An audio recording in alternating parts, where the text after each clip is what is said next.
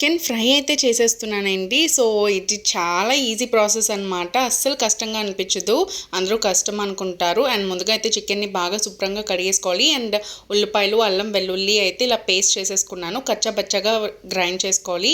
And ఉల్లి ముద్ద, అల్లం వెల్లుల్లి పేస్ట్ వేసేసుకొని తగినంత ఉప్పు, తగినంత కారం, కొద్దిగా గరం మసాలా అంటే ఫ్రై మసాలా వేసేసుకున్నాను.